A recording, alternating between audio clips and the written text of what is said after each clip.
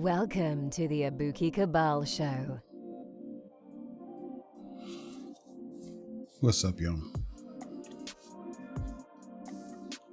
I was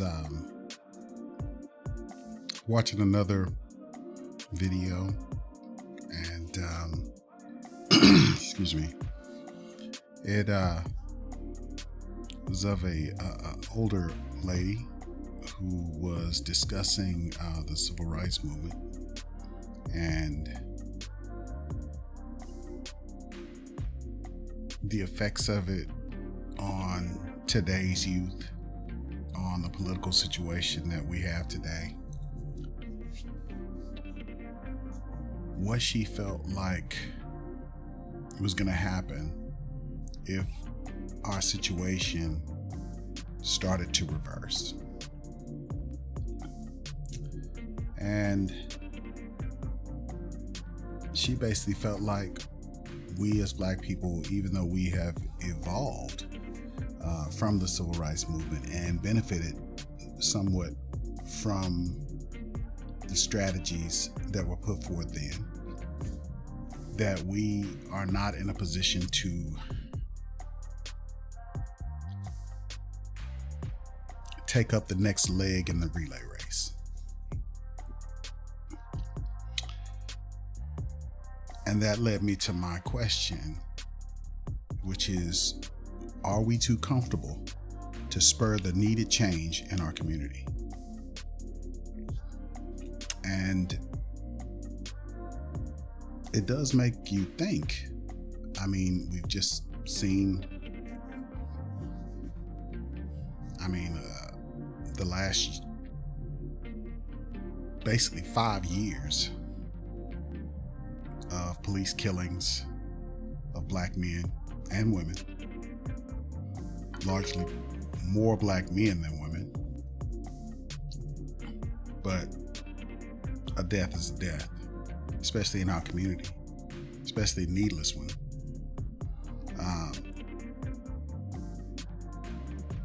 I've talked to my father, and we talked about how much things have changed and how much things have stayed the same. And it is, in his opinion, that not much has changed. I mean, we've become a little bit more modern, but the same tactics are being deployed against us that they were in the past. Almost reminds me of the saying about, the greatest trick that the devil ever played was to make everybody believe that he didn't exist.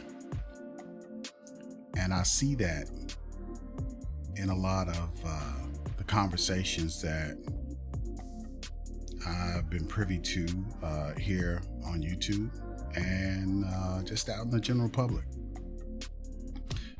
We seem like we're more apt to align with the devil than to do what's best for us strategically, politically, dealing with other communities. We as Black people tend to take up other people's struggles before we even complete our path to redemption from being the lowest of the low in this country. We have things, in some ways we are doing better, but this almost cultish following of money, I think is to our detriment. We have money, but it almost seems like we don't even know what to do with it. We have the money, so then we think that we can run away from what ails us, what keeps us down, what keeps us outside of the normal practices of business, the things that'll basically give us a far better position in society, monetarily, culturally. You hear all of this. I mean, you hear, Candace Owens, you hear black men that are willing to align themselves with people who are clearly not doing things that are in favor of black men or the black community, just to feel like we're winning. Even a small victory against, our women. We would change sides and basically align ourselves with people who are now basically trying to keep black folks from voting. You hear people all the time saying that basically, race is dead. We don't have to even contend with some of the things that we've had to deal with in the past.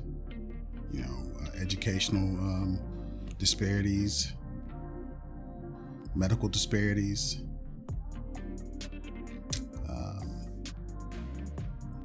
issues that plague our relationships.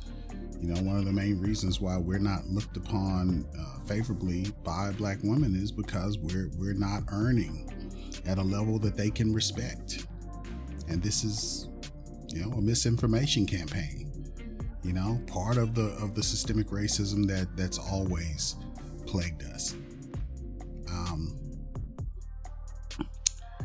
I don't know. This may be a multi-parter because there's so much, I think, to cover. But the first part I want to cover is I want to talk about the legislation being put forth in several states by Republicans. Yet there are a number of black people who have been trying to push that we should align ourselves with the Republican Party. Also, some folks, hoteps and whatnot, that say that we should not vote altogether. And I would submit to you that if your vote was not that important, why are they pushing legislation to keep your vote from ever being cast? In some cases, counted, honored. This cannot be refuted or ignored. We have a responsibility to do something about this. And, again, my question is, have we gotten so comfortable, to where we are out,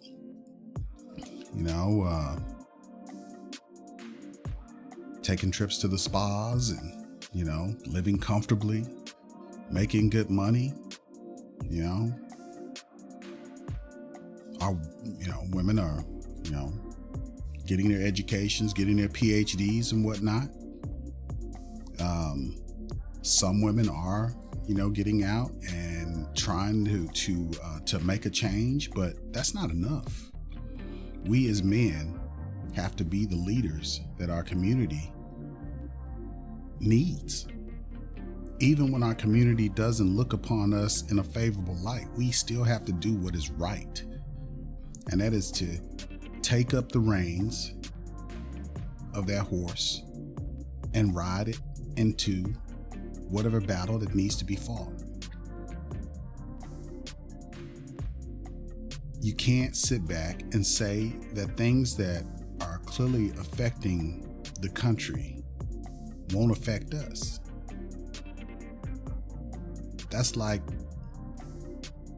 rats on a ship saying, hey, the fire on the ship that's consuming the ship is not going to affect me.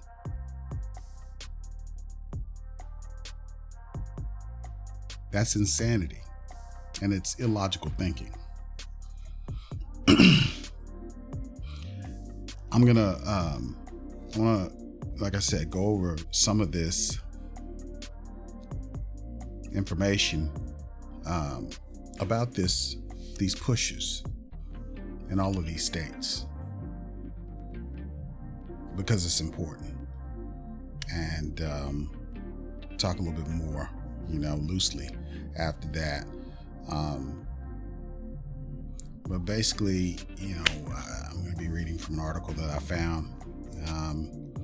Basically, states that in a backlash to the historic voter turnout in 2020's general election, and grounded in a rash of baseless and racist allegations of voter fraud and election irregularities, legislators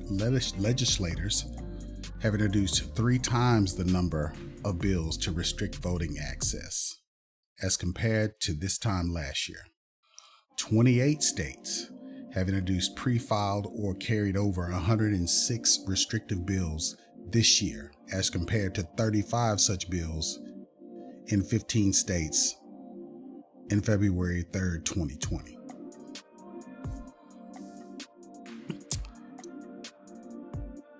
Okay. An overview of these restrictive bills thus far this year. 28 states have introduced, like I said, or pre-filed or carried out over 106 bills to restrict voting access. These proposals primarily seek to 1. Limit mail voting access. 2. Impose strict voter ID requirements. 3. Limit such pro-voter registration policies. Limit successful pro-voter registration policies, And 4. Enable more aggressive voter roll purges. These bills are an unmistakable response to the unfounded and dangerous lies about fraud that followed the 2020 election. Just to go into those voter purges, that's questioning people's signatures and whatnot that you see in these elections. That's how, Mitch McConnell and some of these other people basically get the 6 votes they need to stay in power, or the 20 votes or the 100 votes they need. All they have to do is throw out so many signatures. This was never supposed to be a part of the process, yet it is a part of the process. If you look at the history of this country, there has always been an unprecedented push to limit the voting access of Black people. And it's still going on today. They just change the wording. They just don't say Black people. They just do things that will inhibit Black people's ability to vote. And they use language like people of color and just make it ambiguous. But we know who this is for. This is to keep Black people from having a role in choosing the leadership of this country, and thus having political power in this country. Now, well, let me stop. I'm gonna finish this up. Pennsylvania leads the nation in proposed voter suppression legislation in 2021 with 14 restrictive policy proposals. New Hampshire comes in second with 11 bills, followed by Missouri with 9 bills, and Mississippi, New Jersey, and Texas with 8 bills each. Georgia lawmakers reportedly plan to introduce bills to require an excuse to cast an absentee ballot, mandate voter ID when returning an absentee ballot, and the ban of ballot drop boxes, among other harsh restrictions. Well, all those have passed. Also, not being able to hand out water for people who are standing in those long lines, because they also restricted the number of polling places and stations to be able to vote within those polling places.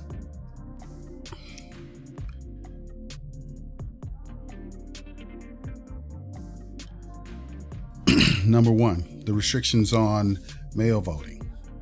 More than a third of the restrictive bills introduced this year seek to limit mail voting. Legislators are taking aim at mail voting at every stage, with proposals that circumscribe who can vote by mail, make it harder to obtain mail-in ballots, and impose hurdles to complete and cast mail ballots. Limit who can vote by mail. 5 bills in 3 states would make the excuse requirement for stringent and absentee voting, or eliminate no excuse mail voting. The Missouri bill, for example, would eliminate COVID-19 concerns as an excuse. Missouri SB 282, while 3 different proposals in Pennsylvania seek to eliminate no excuse mail voting, a policy just adopted in 2019. To make it harder to obtain ballots, Arizona HB 2370 and Pennsylvania have introduced bills that would eliminate the permanent early voter list. 2 bills in Arizona, AZ SB 1069 and AZ HB 2560, and one in New Jersey, NJAB 4626, would make it easier for officials to remove voters from permanent absentee ballot lists. In addition, New Jersey, Pennsylvania, Texas, and Washington are considering bills to limit who can send absentee ballot applications to voters without an affirmative request. A New York bill, NYSB 1805, would restrict who can submit absentee ballot applications on another voter's behalf. Barriers to completing or casting ballots, restrictions on absent assistance to voters. A single Arizona bill would further restrict who can assist voters in collecting and delivering mail ballots. Existing policy already limits such assistance to family or household members. Add a voter ID requirement for turning in mail-in ballots in person and require all mail-in ballots to be notarized. AZ HB 2369 is that bill. Legislators in Alaska, Kansas, Kentucky, and Maryland have proposed bills to strictly limit who can assist in returning a voter's ballot, while a South Carolina bill would impose a voter ID requirement for anyone returning another person's absentee ballot, and that bill is SC HB 3525. Witness signatures. 4 states have introduced legislation to make it harder to satisfy existing witness requirements. Arizona's bill would also require all mail ballots to be notarized. South Carolina's bill would require a witness to include their driver's license or state voter registration number, and Virginia's bill would ask the witness to print their name and provide their residential address. Alaska proposal states that if the court invalidates a witness signature requirements because of the state of a state of emergency, the requirement goes back into effect after the emergency declaration expires. That bill is AK SB 39. Limitations on ballot returns options. A Virginia bill would prohibit absentee ballots from being returned to any location except the office of the general registrar, thus precluding the use of the ballot drop boxes. VA SB 1459 is that bill. In addition to the restrictions targeting voters, other bills have proposed limits on ballot counting. More burdensome signatures matching requirements in South Carolina, where a federal court had enjoined signature matching before November 2020 election, proposed legislation would affirmatively impose a signature matching requirement for absentee ballots. Likewise, in Pennsylvania, where the state Supreme Court ruled that ballots could not be rejected based solely on mismatched signatures, a proposal would require rejection of the absentee ballots on that basis unless the perceived mismatch is cured within 6 days of notification. Increased poll watcher access. At least 2 states, New Hampshire and Pennsylvania, have introduced legislation to increase poll watcher access to absentee ballot processing and canvassing activities. New Hampshire's bill would require that members of the general public be permitted to observe without obstruction. Ballot receipt and postmark deadlines. 3 states have introduced bills that would require that mail-in ballots be received earlier in order to be counted. A Kansas bill would eliminate the Secretary of State's discretion to count ballots received later than 3 days after the election day. And that is KS SB 35 in response to the Pennsylvania Supreme Court decision permitting the counting of timely postmarked ballots received within 3 days of the election. One proposal would require all ballots not received by election day to be rejected and seek to prohibit modification of that rule by the court order. In Iowa, where absentee ballots must be postmarked by the day before the election day, a new bill would require voters to mail their ballots at least 10 days before the election day.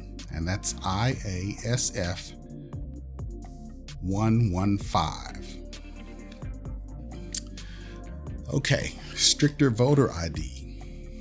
Legislators in 10 states have introduced 18 bills to impose new or more stringent voter ID requirements for in-person voting, either for early voting or election day voting. In 6 states that do not require voters to present an ID at the polls, legislators have introduced bills to impose that requirement. 3 bills in Missouri and New Hampshire would institute stricter voter ID requirements for early in-person voting.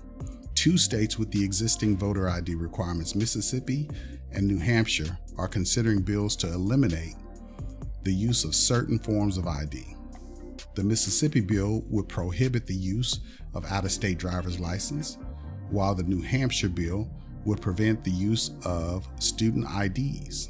And that bill is HB 429, and Mississippi's bill is HB 543.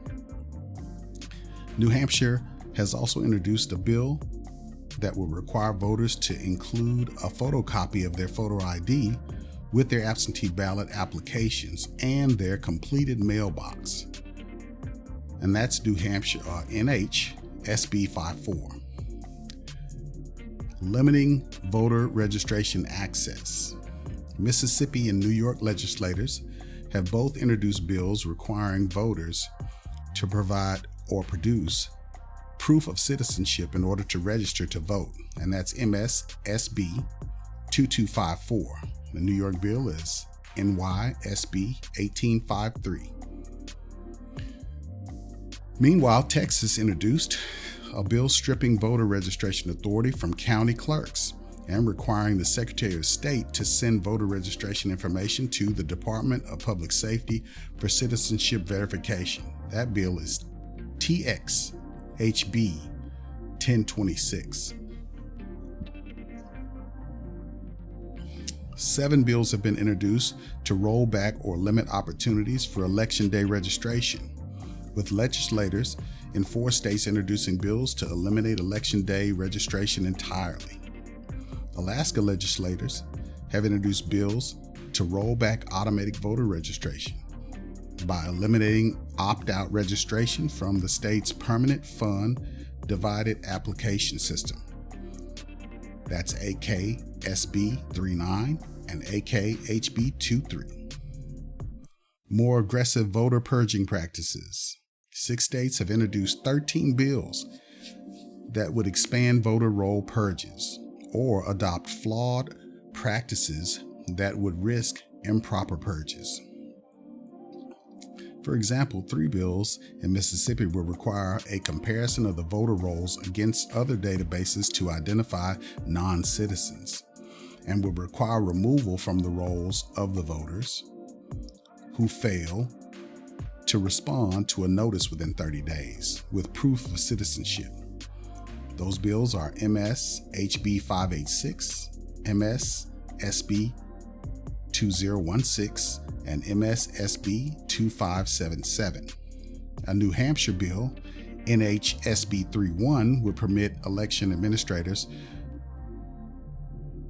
to remove voters from the rolls based on data provided by other states and practices that federal courts have found violates the National Voter Registration Act.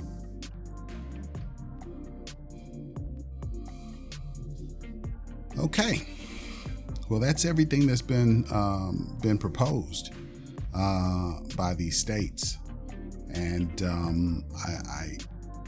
I have to say that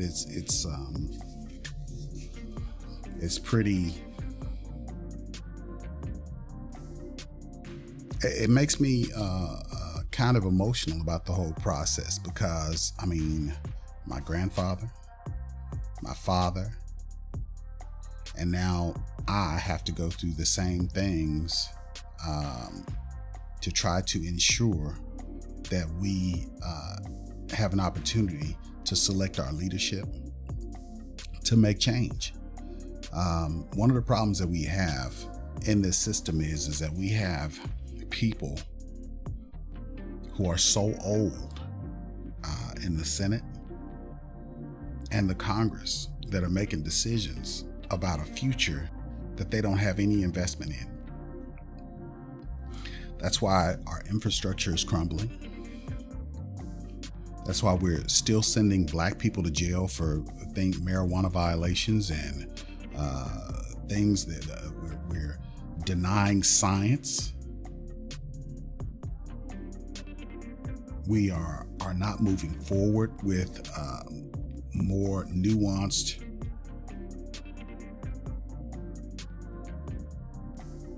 building of infrastructure in this country. Everything still looks old. We still operate from an old perspective, yet we're moving forward with things like AI and other aspects of technology that will make our standard of living and just our standard of existing in this country better. We should be moving forward with things like voting on our phones. Voting should be easy for every citizen in this country. We have gone to war to give other countries the ability to have democratic elections, yet we can't have a true democratic election here in this country. We're still battling neo-Nazism, racism, anti-government movements. We have a Republican Party that thinks that the government should play no role in the betterment of the lives of its citizenry. And there are a lot of us who feel that this isn't the way to a better future. This will get us nowhere. The last administration talked about infrastructure when it was time to campaign, talked about they were going to change all of these things, but nothing was changed but things that would help people who didn't need help in this country. People who are making money are still making money. A lot more of it because they're not paying taxes. While the average person is paying taxes. And when his tax plan fully comes into implementation, the middle class is going to pay a higher tax rate. But people don't pay attention. They like the way people talk when they're rude and when they're, just impulsive and not following rules or standard operating procedure on things. But that's not always a beneficial thing. We still see some of the same underlying idealism being put forth to keep certain people in their places. And I guess the big question is what are we going to do as men to ensure that our communities thrive and that our communities are protected and taken care of by us? You know, we are tasked with that job. Whether we like it or not, we have got to do what needs to be done. And somehow we've got to reach out to these guys that are don't have any hope and don't have any dreams. They're just existing. And we got to give them a little piece of what we've gained so that they can take the next step forward. Everybody has to have a base of operations from which to extend their influence and power. We need to make sure that we all have some place safe that we can step off from to project our power. We still have it. And I'm going to do what I can to try to instill that into as many people as I can. We have to do what needs to be done. We really do. I want to thank everybody for, following the channel. Please like, share, and subscribe. And you guys have a good night. You are listening to Abuki Cabal, the analytical savage.